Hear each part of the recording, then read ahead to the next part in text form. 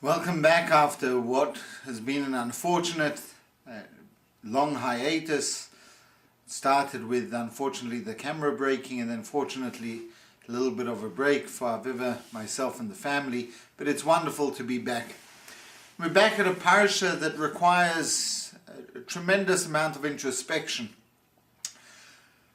We're reminded of the tale in this week's parsha that the Jews are about to embark upon that final journey into entering into the land of Israel. And all of a sudden, the two tribes, the tribe of Gad and the tribe of Reuven, come to Moshe and they say, Moshe, we've been blessed with tremendous material wealth. We have a tremendous amount of cattle, of herd, of flock. And we're concerned that the land of Israel is not going to be able to sustain and feed all our animals. And therefore our request is that we should stay on the other side of the Jordan River. When the rest of the Jewish people go into the land of Israel, we will remain here.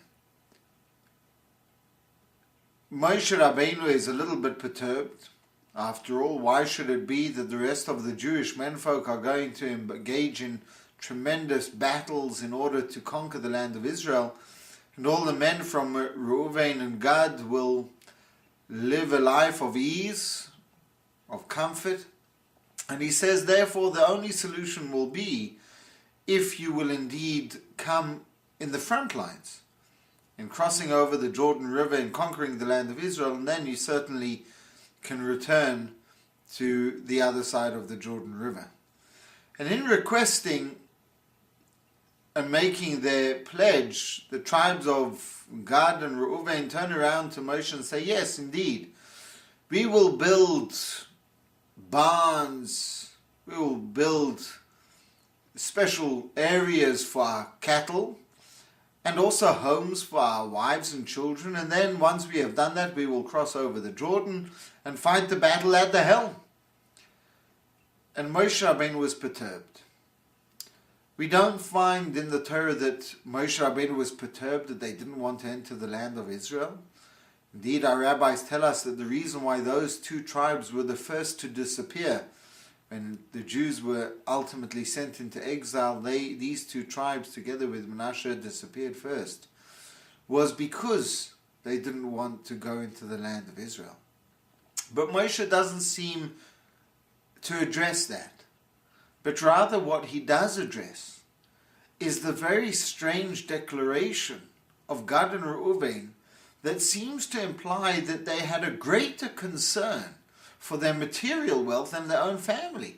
After all, they declared, we will build barns for our animals and homes afterwards for our wives and children. And Moshe said, that is not the way, my friends. You have become so consumed with your wealth, your material comforts, that you've got the whole value system upside down. First, you will build homes for your wife and children, and only once they have been taken care of, then you can go and build the barns for your animals. Moshe Rabbeinu's dying words, later on in the Chumash, he turns to the Jewish people and he says lamentably, Kidor ta'apuchot heima, for they are a topsy-turvy generation. And what Moshe Rabbeinu was lamenting was the fact that the Jewish people then and at times throughout history and possibly today have lost direction. Our values have been turned upside down.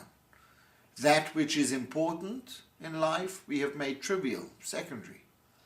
And that which is secondary we have made as the primary importance. In the case of Gad and Reuven, they expressed a greater concern and more immediate concern for their material wealth than indeed for their own flesh and blood. And this is a phenomenon which in actual fact our rabbis address in commenting on the Shema. The Shema, which we are all familiar with, has a declaration which enjoins each and every single Jew to V'ahavta et Hashem Elokecha, to love Hashem your God, b'chol levavecha, with all your heart, B'chol nafshecha, with all your soul, v'chol mo'odecha, and with all your might. And our rabbis comment and they say that b'chol levavcha means with all your heart. B'chol nafshecha, even if it means that a Jew has to give up their life to declare their love, their commitment to Yiddishkeit, they must do so. And finally, the Torah says of v'chol mo'odecha, not only are you obliged to give up your life for Yiddishkeit, God forbid we should ever be faced with that, but even more so, a Jew is obligated to give up their material wealth for the love of God. The Talmud says, surely it's a strange order. First we should say that you should love Hashem your God with all your heart, and then b'chol mo'odecha, even if it means it's going to cost you every last penny.